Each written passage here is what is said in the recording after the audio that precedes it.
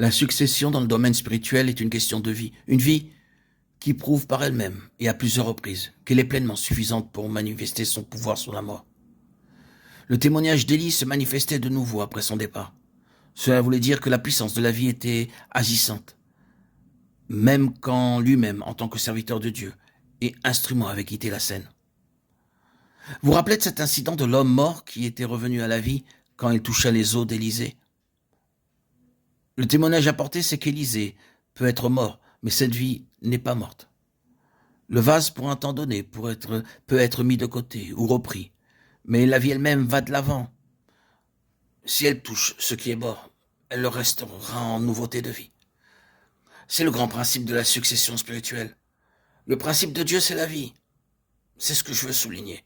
Vous ne pouvez pas avoir de succession concernant les ministères personnels ou certains instruments particuliers. Vous ne pouvez pas avoir la garantie que la chose ira de l'avant pour accomplir le dessein original en nommant des successeurs.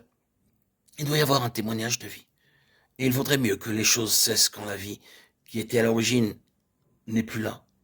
Nous ne devrions pas essayer de préserver une chose qui n'aurait plus en elle-même cette vie de Dieu. La terre aujourd'hui est encombrée par des organisations, des œuvres qui avaient commencé dans la vie, mais qui l'ont perdue par la suite et qui maintenant se maintiennent à grands frais sans accomplir pour autant le dessein vital. La succession est une affaire de vie. Souvenons-nous de cela. Or, si nous avons du mal à retenir le reste, souvenons-nous au moins de cela. Nous ne devons pas obtenir quelque chose avec un nom. Nous ne voulons pas perpétuer des choses, des lieux, des ministères, ni même un enseignement. Non, pas du tout.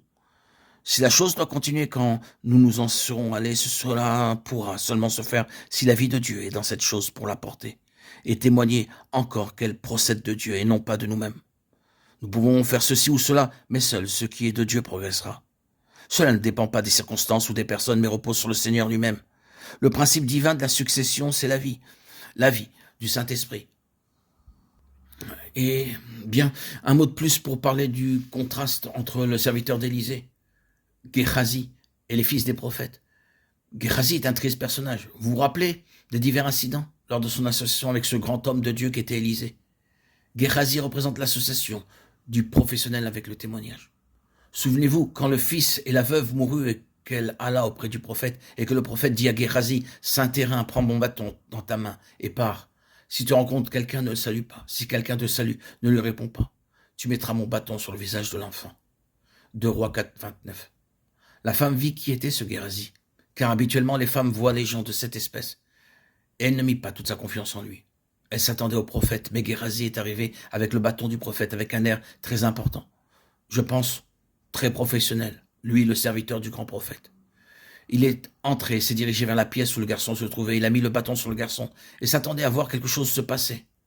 Cependant, rien ne s'est produit. Sans nul doute, Géhazi a dû mettre en œuvre la méthode préconisée pour que la chose se fasse. Peut-être que le bâton n'est pas dans la bonne position, a-t-il dû se dire. Il a donc essayé une nouvelle fois, mais rien n'est arrivé. Pour finir, il a dû admettre son incapacité et repartir en confessant son échec.